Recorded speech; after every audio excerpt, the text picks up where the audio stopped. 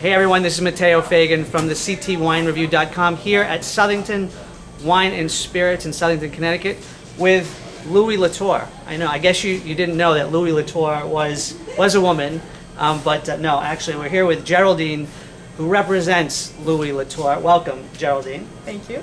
And explain to everyone your position at Louis Latour. Okay, so I work for Monsieur Touton Selection, which is the distributor of Louis Latour here in New York and Connecticut, and I represent Louis Latour for them, which means I push the brand and make sure it's everywhere and well known and well recognized.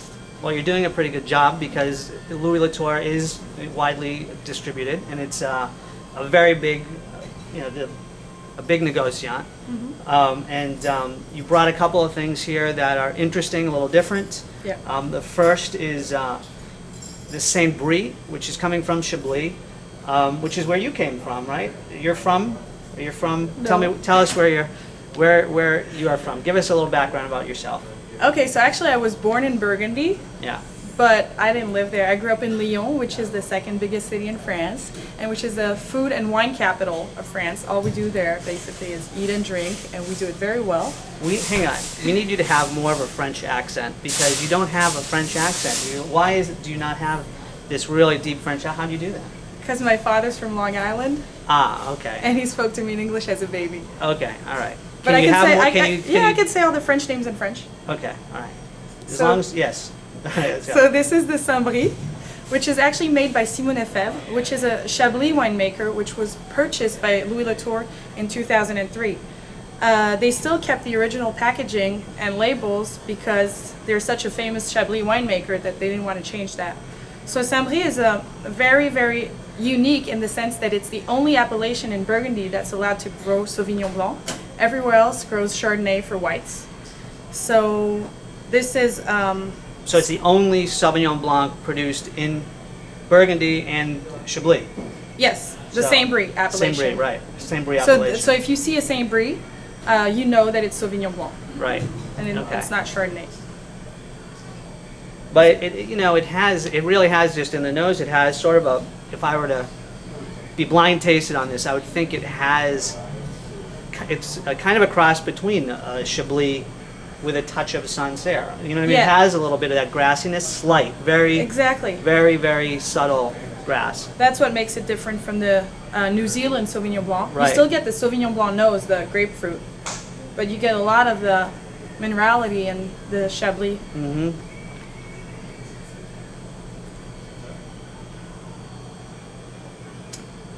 And it's one of my favorites. Yeah. I really like it. It's very crisp. Very nice. Yeah, I mean at a great price. I mean we have it's here at $11.99, $10.99. Yeah. That's a nice price. Which is pretty cool for unique wine. Usually the rarer the wine, right, the more expensive it is. Yeah. So this is a good value, very good value. Definitely. And and the best part about this portfolio is she gets to taste these on a regular basis. You get to bring these home with you at night and sample the scent. And then do exactly what I'm doing right now to my friends because I want them to be educated because right, I just don't want them to drink that. It's a tough job, I know. Mm-hmm. Work really hard. You're coming all the way from New York. Yes, I drove. Great. Got stuck in traffic a little bit. Yeah. It was over 2 hours. A 2-hour drive. But I like driving, so. Yeah, well, you have to. Mm-hmm. All right, let's try. We've got 3 wines to try, so we want to keep them under our time frame. We're going to jump into this sparkling Cremant. It's a Cremant, which means that it's a sparkling wine from Burgundy. That's the appellation. It's not a Champagne because it's not from the Champagne region, but Burgundy is right below, right south of Champagne. So it's literally made a few miles away. Same technique, same grapes. This is 80% Chardonnay, 20% Pinot Noir.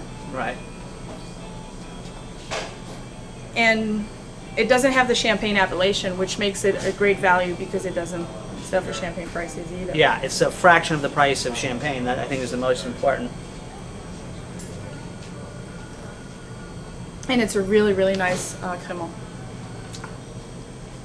Yeah, and I think it's great. We were talking earlier, and we're talking about how Champagne, Cremant, sparkling wines are usually just thought of for times of celebration and special occasions. And you had mentioned that. Now, you grew up right there, and it's essentially there. It's what? My father lives in the Champagne region, and so this is our table wine over there. So, Table wine over So there. we get to drink champagne all the time, so we don't even celebrate. So you have it with every meal, pretty much, right? I mean, If you you just want have to, it. yeah. Yeah, and it's great in the summertime. This is something that's just Oh yeah. fantastic. And this is, for the price, it's a great, like, okay, Thursday Yeah. night champagne. right. It's a really nice Cremant Bourgogne, and traditional method, really nice. Yeah. And it also exists in rosé, which is nice. Rosé, right? Not a big area. I mean, what are we talking about as far as geography of This is in the Coteau du Chablisien, so it's near Chablis. Right. And yeah, it's a pretty small area. I mean, Burgundy is about the size of. I mean, Burgundy itself is pretty small. It's the Yes. size of. What would you put it to? Is if it was a state, it'd be about the size of. Well, I mean, all of France is about the size of Texas. Yeah. So you're dealing with Burgundy is the size of. You know, The Hudson Valley. the Hudson Valley. Okay. I don't know. I'm not really good with geography. All right. Sorry, I didn't mean to stump you. On No, that. but I mean, it's if you look at a map, yeah. I mean, you're dealing Burgundy okay, is. in hectares. Are you dealing with in actual geography? I mean, size. What is it about? I know Saint Brie is 250 hectares because I looked it up. Okay. All right. But right. Burgundy, I don't know. Burgundy is a little more than that. I Yeah. know, Oh, but yeah. The exact. Someone just Google it and let me know because we don't have our. It goes from I know it's Chablis basically to Mâcon, right. which is Beaujolais afterwards. This is really delicious, great summertime wine, just all around, regardless of it sparkling. It's just really refreshing. Yes.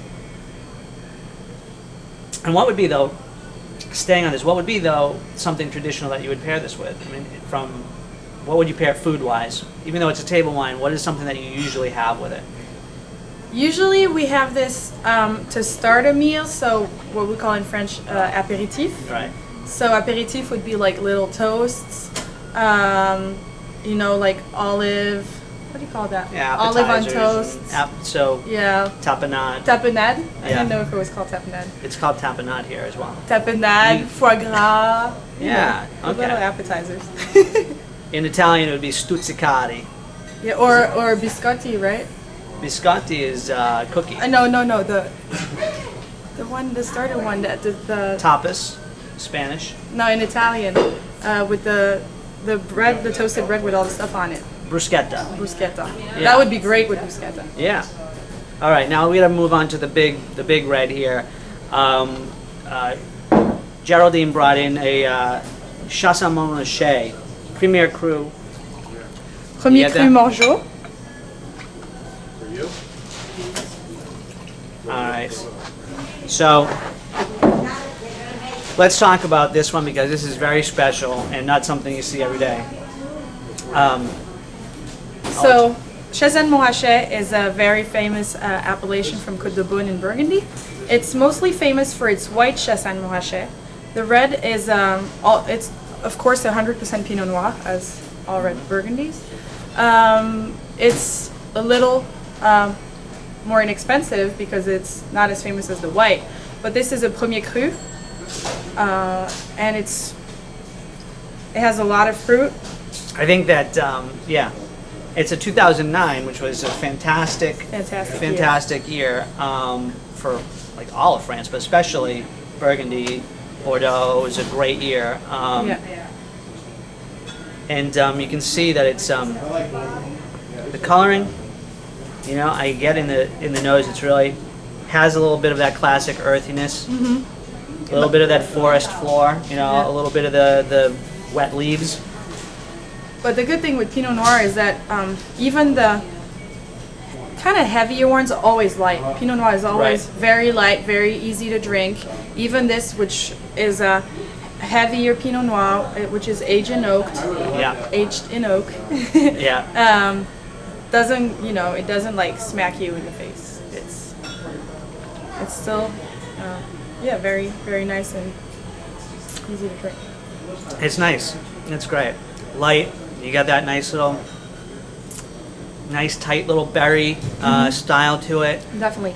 And Definitely so what we're saying is this is a great value because it's from the Chassagne Montrachet appellation, which is not known for producing Pinot Noir as much as the Chardonnay. the Chardonnay, which makes it a great value, much like, but it's still a premier cru. I mean, it's, which is a, so this at $35 is, I think, great. 2009s are just coming out. There aren't a lot of 2009s yet. This is not one of those big style, you know, it's still very approachable too. And it has a good aging possibility. Yeah, too. I mean, this has, you know, this would be, I think, along the lines of like a Mercury, something along those lines where it's still, you know, approachable and it's a drink now, but it's definitely going to last. I mean, this is going to last for a long time. So, great. You look, you're just standing there with a bottle. I look like Vanna White. No, Vanna White. No, you look like a real. Look at it. Okay. Now you have to drive back to New York too, so we don't want you to drink too much. We have to be careful. So. Yeah. But now you're drinking a lot of French wines. But we talked earlier, and are there any areas in the world that you'd like to explore a little more? You know, because you have your fair share of exploring French wines. Yes. What are some areas in the world that you're interested in checking out? I would definitely, really want to do the Napa Valley tour, just to like in that movie, Sideways. Yeah, yeah. Just drive down. So would you do that if you were in the movie? Would you like do all the crazy stuff? Yeah. Would you be upset about like Merlot? Would you be like, I'm not drinking Merlot? No, I would drink everything. Would you drink the spit bucket like he did? No. You wouldn't do that, right? No. Okay. I wouldn't do all the crazy stuff. You but just want to do the nice all version of the vineyards and touring. Okay. All right. And the fun, and that would be a lot of fun. And plus, it's California, so it'd be nice. Yeah, definitely. And an explorer and. You know, I have to say, I mean, let's be honest. In 1976, okay, U.S. did beat French in wine. Is that still a sore subject? You know? I never heard about that. Probably I wasn't even born, so maybe that. Okay, we won't bring it up then. We won't mention it. So we'll leave it at that. Yeah, that was a long time before I was born. All right, you're old enough to drink though, right? Yeah. Okay. All right. Especially in France. There's no drinking age in France. No, there. Oh. Well, legally there is, but nobody really cares. Legally, what's the drinking age in France? 18. 18 is for everything, for it's voting, not drinking, I thought it was driving. thought you were gonna say like 5 or something. Well, that's not the legal age. That's like the. Yeah, but 18 is the legal, but nobody cares age. You're saying it's okay. Okay. All right. Well, this is nice. This is really great, and I could see this. I mean, obviously, food pairing wise, this is going to pair with a lot of stuff. It's great thing about this style is it's so diverse. It's gonna, you know.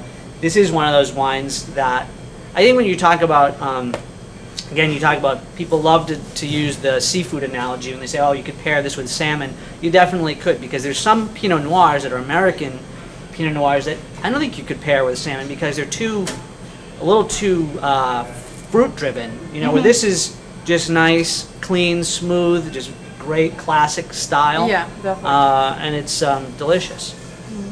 So, okay.